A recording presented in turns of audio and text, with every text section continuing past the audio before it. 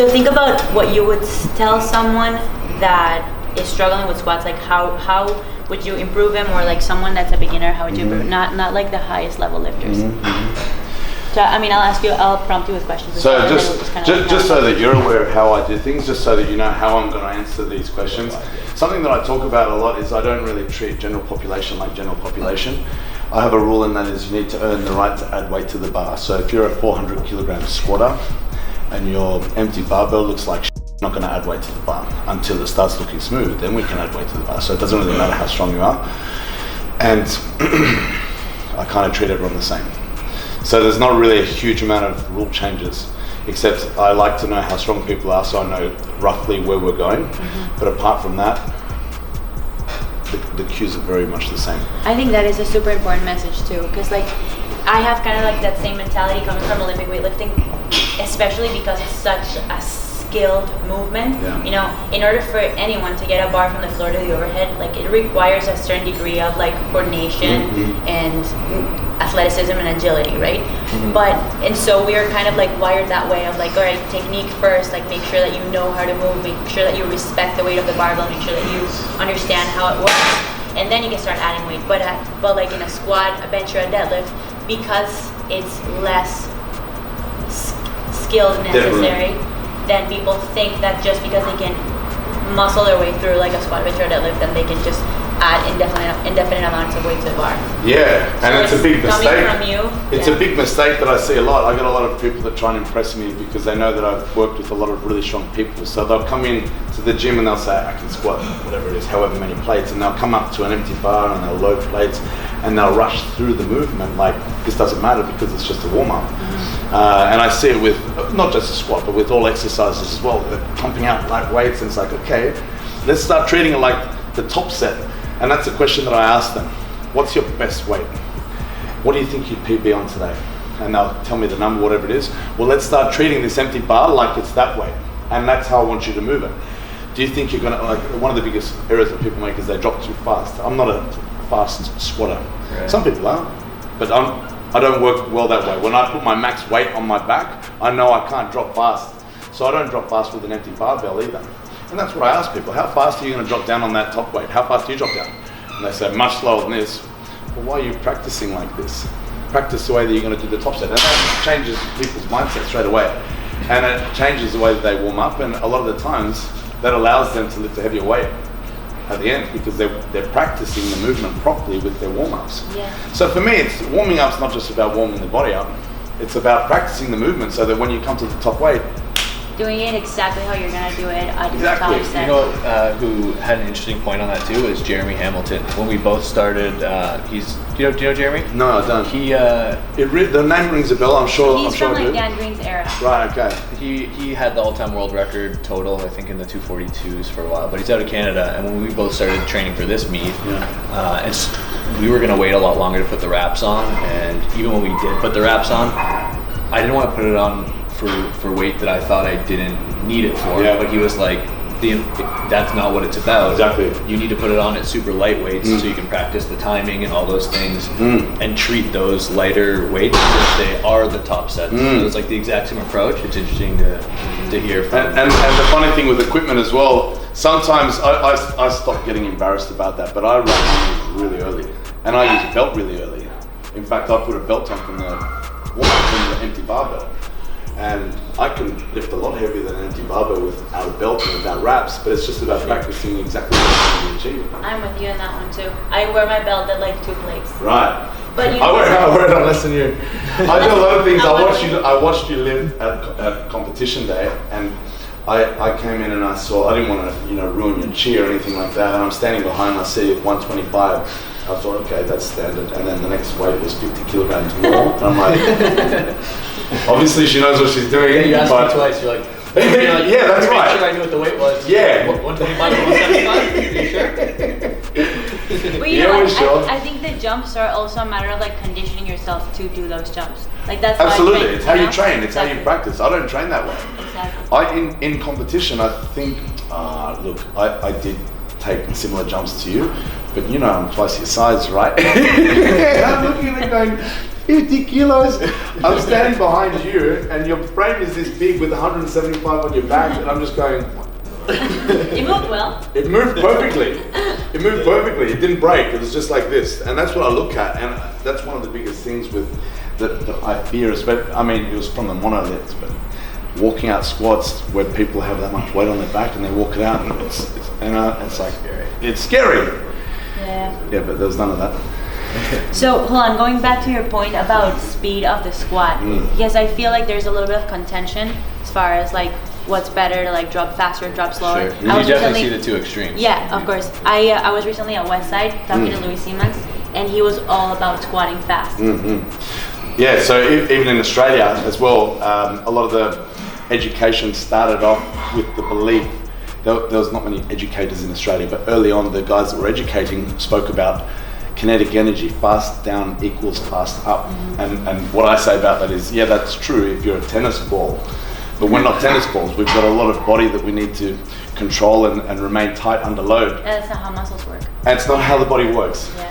And if you can remain tight under load and it works for you, then great, go for it and do a fast squat. Like one of Australia's best squatters, Wayne Johnston, he squatted 1,000 pounds on the weekend in front of Arnold. It was a really cool squat. He dive bombs.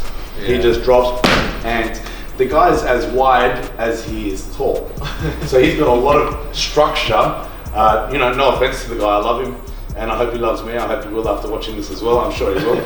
But the guy has a lot of structure supporting his spine, so he's probably closer to a tennis ball than us. And he is very experienced lifter as well. He knows how to stay tight under load. But more and more I'm seeing bigger squatters coming out there that are controlling the movement. They're strong enough to guide the weight down and control the weight, and they have the strength to lift it up. Yeah, I've felt the same way as you, and I think it's particularly important for people who lift with reps, because where you finish at the bottom of a squat is going to determine whether or not you can come up. Like 1 inch forward, 1 inch back, you're screwed. Precision, exactly. I always do explain it with the analogy of a bow and arrow. Yeah. Like you never see someone who's trying to aim at a really, really small target with a bow and an arrow just do it like this fast. Like they really take their time to cock the arrow back and aim and then shoot. It's the same thing in a squat. You really need to be mindful of what you're doing and how you're moving in order for you to position your pelvis at the exact position where you need at the bottom of the squat, so that then you can explode up. You know what, to go back to his point too about the body type of Cohen. The other guy who squatted 1,000 plus, Dylan, completely different body type, doesn't have that same sort of structure, and he's a slower mover.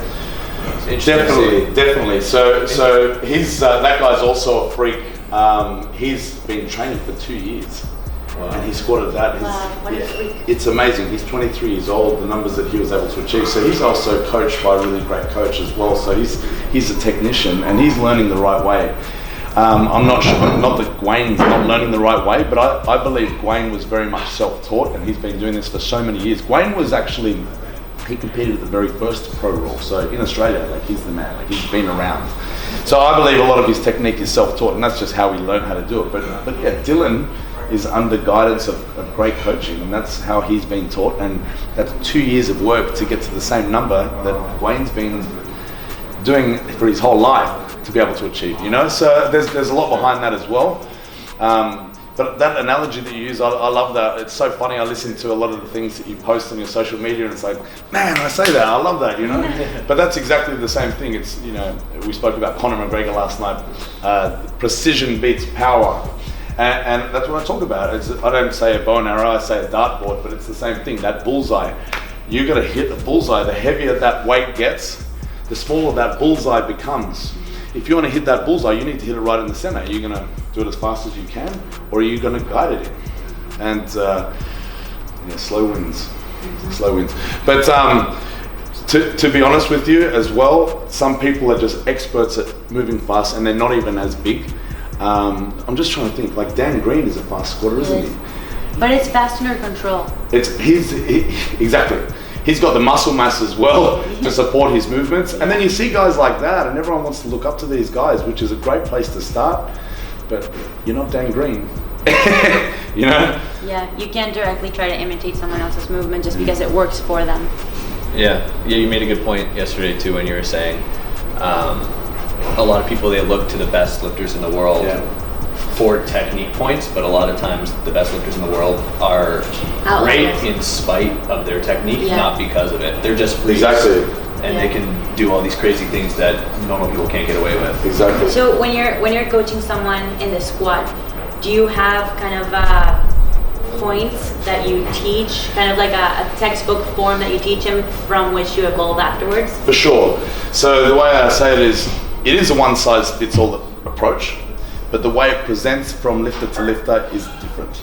So forever we're taught not to say that, and I've been brought up saying no, we can't say that because everyone is different. But the more and more I learn about people, the more I see we've still got to follow these same principles. You still got to hit that bullseye. You still got to put a barbell on your back. You still got 2 arms, 2 legs, a pelvis. Where your stance is will be different because you've got a different structure, different femur lengths, different ratios, different leg mass that's going to determine how wide or narrow suits you best. But we're still going to follow the same rules. And I do have the same cues. We'll talk about that today.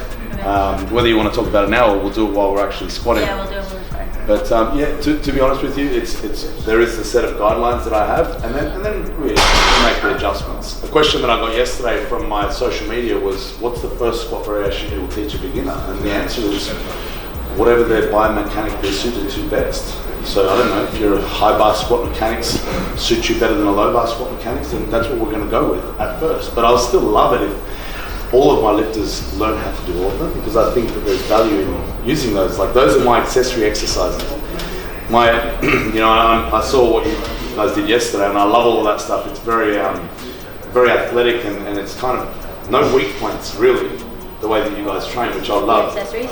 Yeah, but with me, I don't know, I'm not as coordinated as you guys, and I just do more squats for my accessories, but different variations of squats.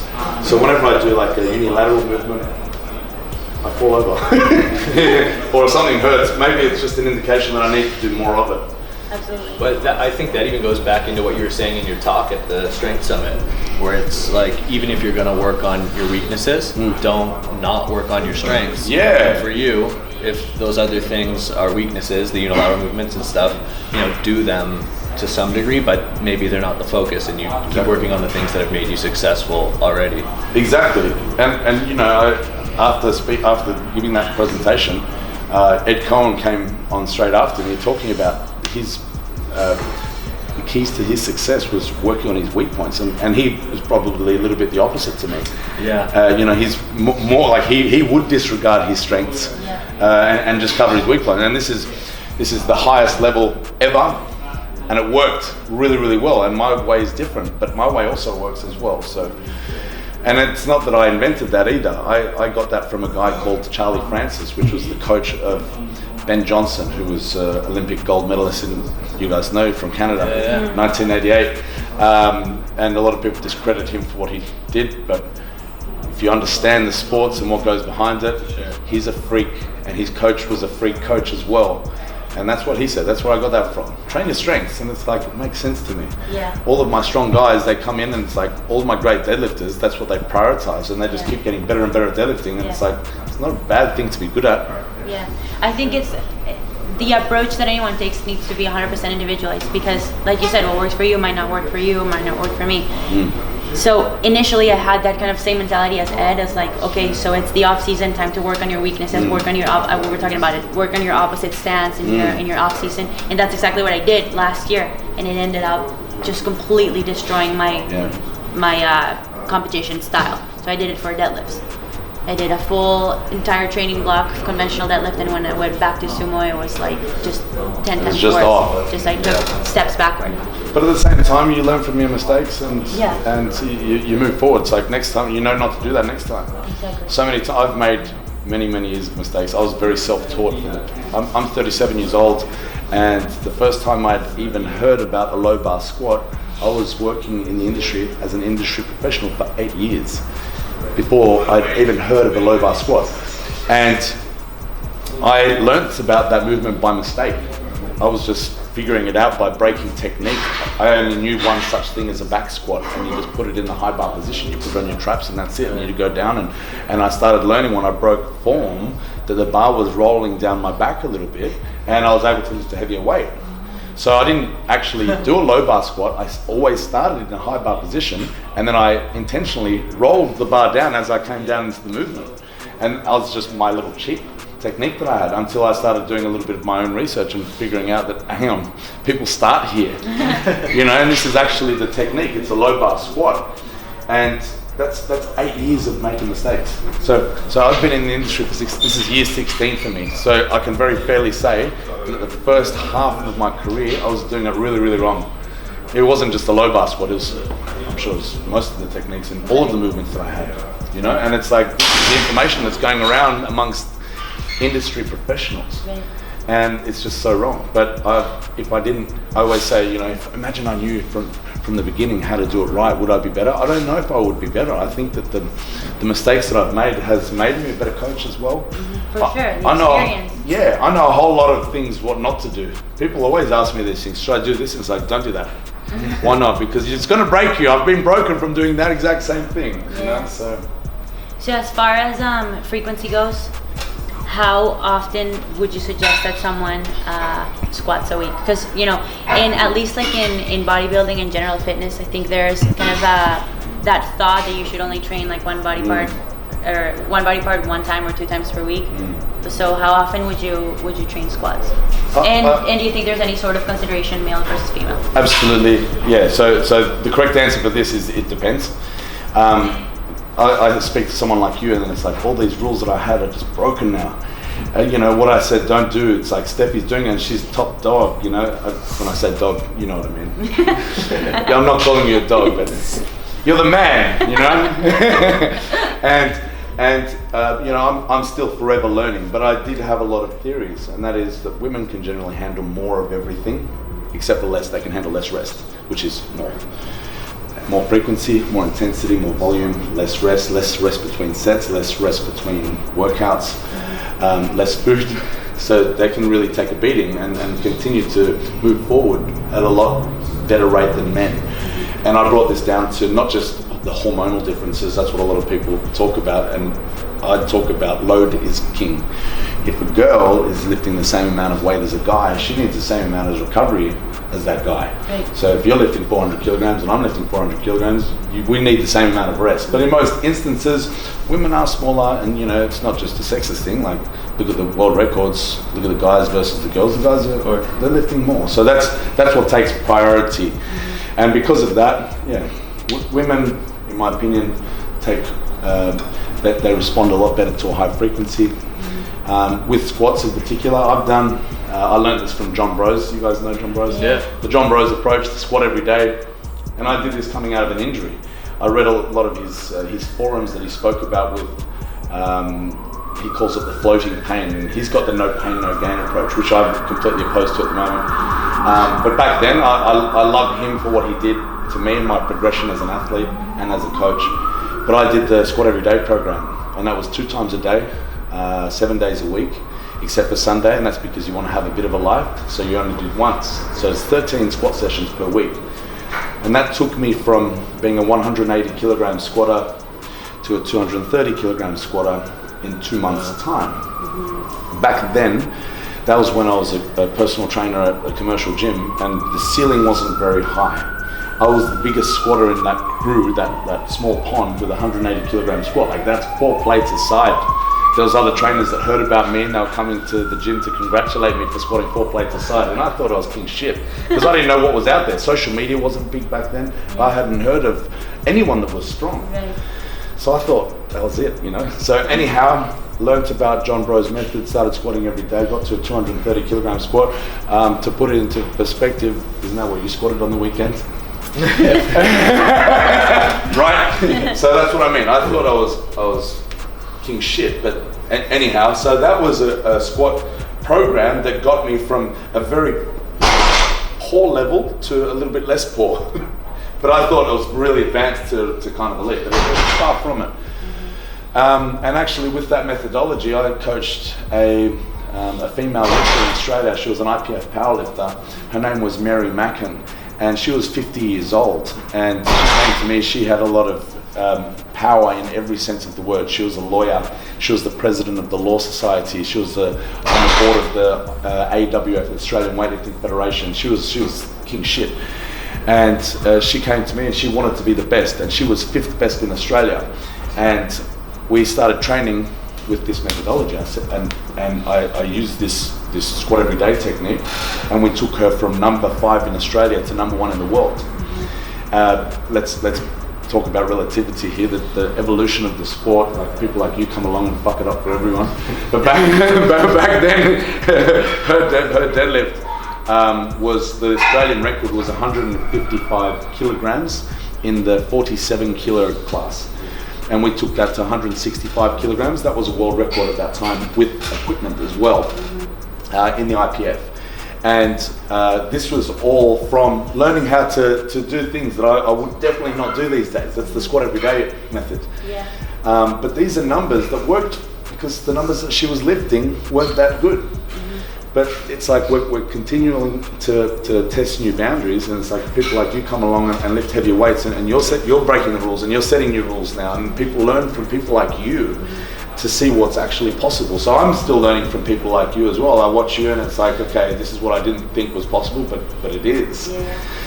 But I also think, like, when you say that, if people are basing my success on what they see now, it's just kind of just gracing the tip of the iceberg, because I did train like that. You know, I used to do 9 squat sessions a week, and I think, you know, if there's a skill that you're trying to get better at, then you have to do that skill every single day. You want to get a better squat, you want to get a more proficient squat, you want to get a more efficient squat, you gotta squat every day. You know, you just gotta be smart at the load that you choose, the intensity and the volume, etc. But it is possible to squat every day and still make progress, and in fact it might even be beneficial for you if that's a skill that you're trying to get better at. Especially in the early stages of training, because the practice is just improving skill acquisition.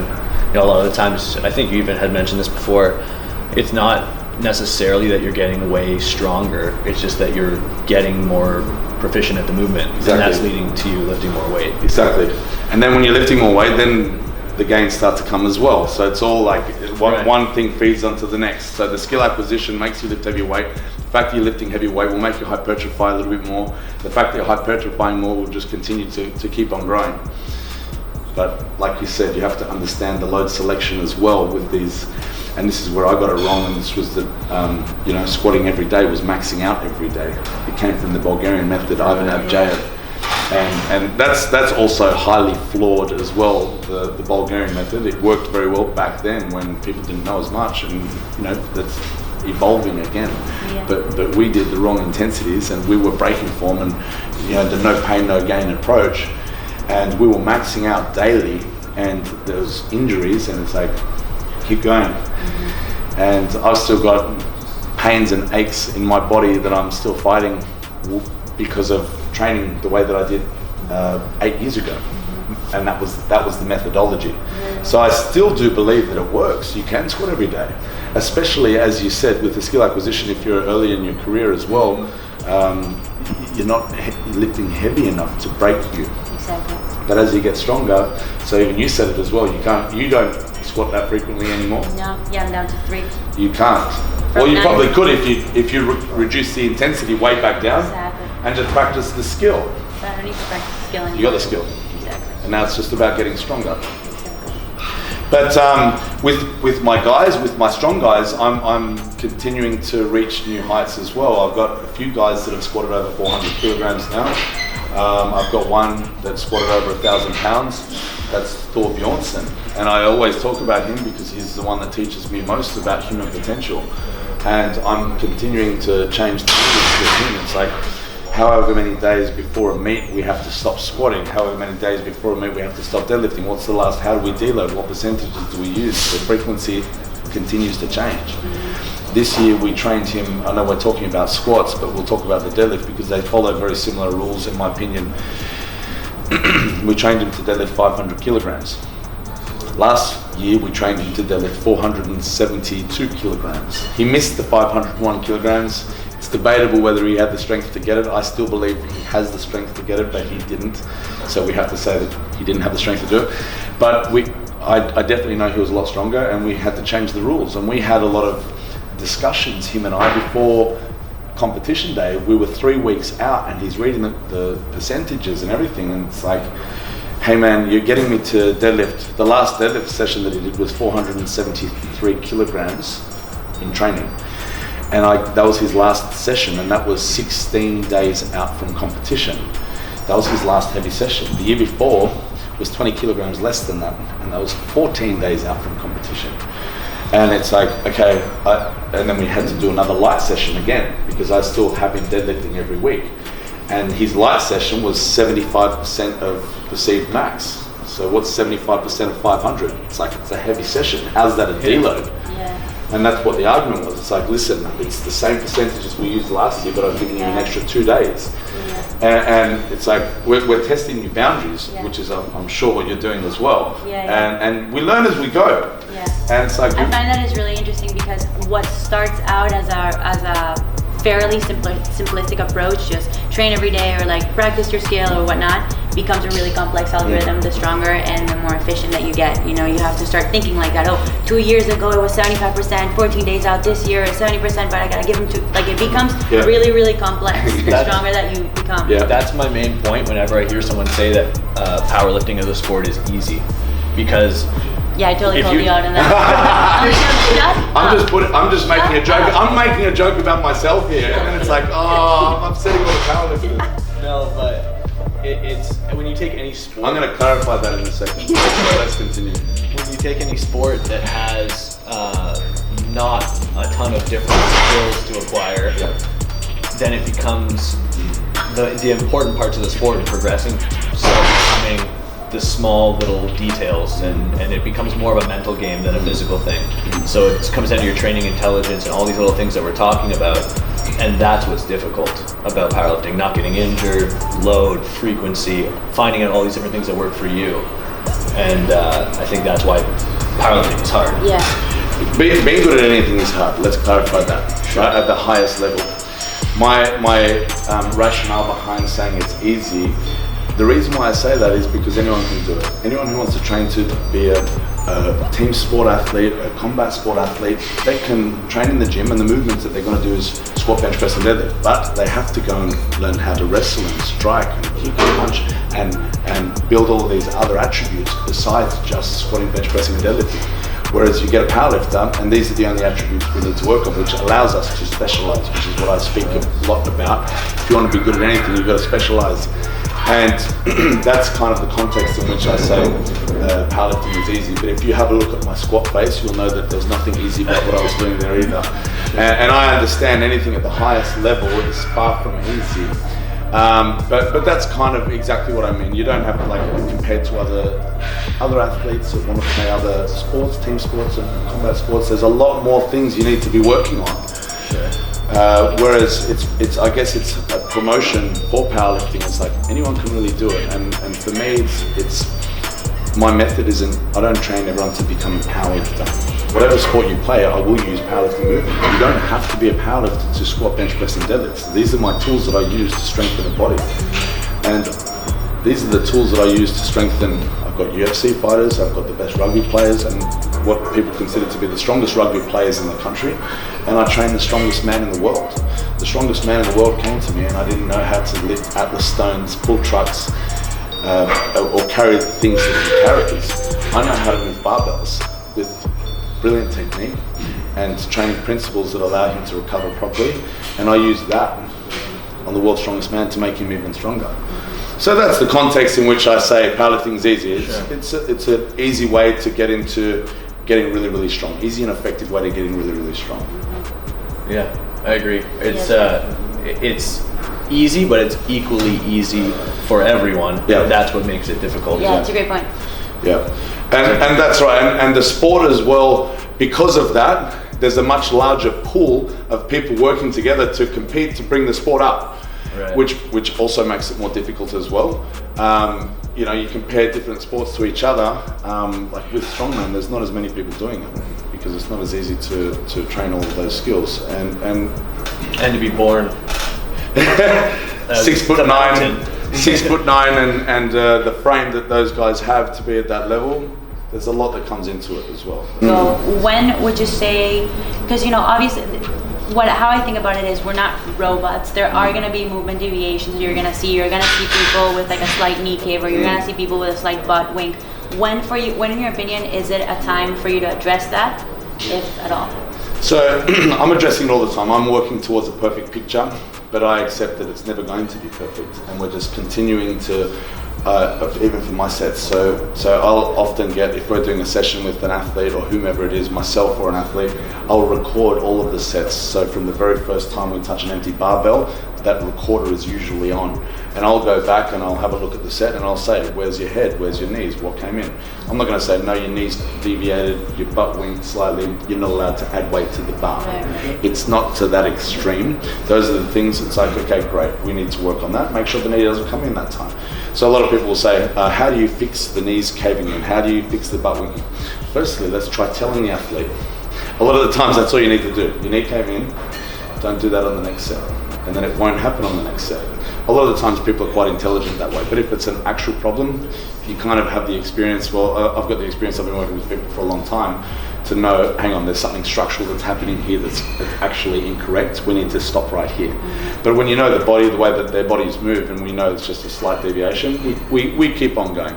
So it's hard to put a measurement on these things, as you know. But you know that those little things, those imperfections, they're just going to happen, and it's fine. The body is very resilient, but it doesn't mean we don't work on correcting it every single time. Yeah, I think also an important thing about that, we've spoke about it, is if the technique breakdown occurs at, say, I don't know, at 70% and up, a common mistake people make is they avoid 70% and they just stay below 70% because you want to avoid the technique flaw from happening. But I think you should still take yourself to that 70% and above, and that's where you make the corrections. Yeah, everybody can lift an empty barbell with perfect technique. Exactly. It doesn't matter. Yeah. So even that's the same approach that I have with the percentages and deloads. I very rarely work below 75%. The whole thing of intermuscular coordination, especially if your sport is working towards doing a 100% one rep max, you need to be working at these high levels. So yeah, you're right. You don't take them to. I will work them to a point where the form breaks down. So that's a general guideline that we have with training a general population. We work to a point, like if you came in to see me, you don't have any training experience, you're not Stefi Cohen, you're just Stephanie someone. And you come in and you say, I want to learn to squat, I'm going to take you to somewhere where I think is a weight that's going to challenge you, and I'll be able to dictate that by seeing technical breakdowns. Great, I'm not going to take you beyond that, I'm going to bring you slightly less than wherever that is. It's not a percentage, I don't really work too much with percentages. I just work on something that's challenging. I still need to challenge you. Every time someone comes into my session, we train together, we challenge them. I've got a saying, and that is, I don't like to lift heavy weights. I like to make light weights, so heavy weights feel light. So that's what we're doing, is we're working on techniques so that we can be moving heavier weights and gradually progressing. And the weights are actually heavy, but we're not grinding away. But that's pretty much it. I will never work someone to a percentage that's not challenging them. Yeah, I agree. One question about accessories for the squat. Yeah, so my diversity by my exercise vocabulary is not as big as yours. I see what you do and I love it, to be honest with you, but I look at it and it's like, yeah, that stuff hurts me. Main thing is the unilateral exercises. I prescribe those in a lot of my athletes' programs. Do I do them myself? Not really. Reason being, I just don't like them. They just don't feel good on me, and I'm able to progress without them. So my accessories or supplementary exercises that I have for my squats are generally more squats. So it depends on who the athlete is. If it's a powerlifter, especially in a sport like ours where we're wrapping our knees as well, the competition lift for us is a low bar squat with knees wrapped. So that's our main movement. And a lot of the times, especially coming closer to competition time, at least the last 2 months is going to be specific to the competition lift. And the accessory movements are going to be exercises that are going to be strengthening the muscles that we're slightly neglecting. So the muscles that I'm neglecting when I wrap my knees, the way that I say it, what a knee wrap does, it acts as a quadricep. It acts on knee joint extension, which is what the quadriceps is, which is probably why my quads aren't huge, because I do a lot of knee wrapping squats, and you know, the way that my body's developed, I've got a strong core, strong glutes, and my quadriceps, they don't need to be strong, because something that I want to work with you today is wrap the shit out of your knees. Within reason, but I wrap the shit out of my knees as tight as I can, which eliminates the need for my quadriceps. So what do I need to do for my supplementary movements is strengthen the muscles that I've been neglecting, which is quadriceps. So what are my favorite exercises to build quadriceps? They're the different squat variations, such as high bar squats, front squats, with heel elevation, such as a weightlifting shoe, could suffice for someone like me. That's enough for me. What I'm looking for quadriceps development is full range of motion of knee joint flexion. So hamstring pressing against my calf in that bottom range. So any exercise that I can achieve that, I don't really care what it is. As long as I follow all the other training principles, variations. So if I'm doing something for one phase, if I do a front squat for one phase, I'll change it to a high bar squat for the next phase. If I'm prescribing for someone else, as you guys know, I don't practice what I preach. I don't do the unilateral movements, but I'll do Bulgarian split squats or a split squat variation where the front foot is elevated and I'm able to achieve that hamstring pressing up against the calf, so that I can focus on knee dominant squat variation to make up for the lack of knee flexion in my main squat. Okay, so I split it up. My lower body training, I split it up into hip dominant and knee dominant. The low bar squat with wraps is hip dominant. Supplementary movement, we find something that's knee dominant. And if you're an athlete where you are very quadriceps dominant, I'll do the opposite. So if you're a weightlifter, I'll do a lot of hip extension movements to compensate for the movements that you're not doing in your main movement. Simple. Makes sense. Yeah, I like the simplistic approach. I think there's like a lot of nonsense out there. There is bands and overcomplication with bands and chains and crazy things and Bosu balls. You know? The funny thing is, I used to do that as well, and it was stupid training. And what got me to stop doing that was I got quite lazy with bringing out all the equipment. You know, chains, lugging chains around. I went and got the best chains. I made them perfect. You should have seen how good they were. But it just got too exhausting to lug around. And then I just started realizing how complex these movements actually are. That to master a squat, I still haven't done it. I own a squat record in my country and I haven't mastered it. I made a lot of mistakes in that movement. None that cost me the actual lift itself, but there's things that I can improve on, definitely. Because I haven't mastered it, and I've been doing that movement for so long. So if I haven't mastered a simple barbell, what makes you think that I can add chains and bands and Bosu balls and things like that to make it better? I haven't even mastered it without those things yet. Yeah. And even less people who are just getting started with lifting. That's the last thing they need. I watch this and we joke about it because there's a lot of athletes that train at our gym and they're great lifters, and they also have full-time jobs as personal trainers at commercial gyms. And we have a laugh at what the other personal trainers are doing. These guys that are bench pressing 100 kilograms as their max, but for their main work to improve their max bench press, they've got fat grips on the bar, bands, chains, all these things, and it's like, dude, just bench better, you know? And people are missing the point with this, and unfortunately it's a big part of entertainment training that personal trainers need to sell their product, and clients don't know better, and it looks fun, so that's what they're going to pay for. So that's what people are going to continue to upskill in, instead of the boring stuff, unfortunately. Yeah, no one likes the boring stuff. You gotta make them perceive that whatever they're getting is a lot more complex, so that they pay for it, or that they think they need it. Exactly. Yeah. The only people that appreciate the boring stuff are the people at the highest level, because they know that's what they got to do. Yeah. Cool. Yeah. Awesome. Nothing out there. You just know. I mean, those good points. Cool. So my squat day is very boring. I've got 2 exercises. Yeah, what was it you said that BPAC said that you liked? I loved that a lot. It was BPAC, to put it into perspective for everyone who doesn't understand who that is, he's an Olympia level, or he was an Olympia level bodybuilder. And I always spoke about hypertrophy or bodybuilding training as out of my league. Those guys do way too much variation. That's the difference between a strength athlete and bodybuilders. They do much more variation because they've got to hit the muscle from every single different angle, and that's the only way that you're going to get to hypertrophy. And when I listened to him present, he said for his clients, he has a list of 20 exercises, and that's basically 4 exercises per muscle group. And the reason it's 4 exercises per muscle group is because people get bored when you tell them that you only want them to do 2. So I love that because it cements what I believe in for strength work. But it's not just strength work, obviously. It's just, if you want to be successful, do the best things right. Yeah. Be prepared to be bored. Yeah, it's boring and monotonous if you want to be good, for sure. Yeah. Because the goal is not to entertain you, the goal is to get you really, really good at a very specific task. Exactly. And only the best people know how to do that. I talk about CrossFit, and I don't mean to offend anyone in CrossFit, but to use them as an example, like they're really, really okay at a lot of different things, but it's really hard to specialize and get really, really good at one thing when they're doing so many different things. But they are great at CrossFit, and they are great athletes. But you compare them to a 100-meter sprinter because they do sprinting in CrossFit. They're nowhere close to Usain Bolt.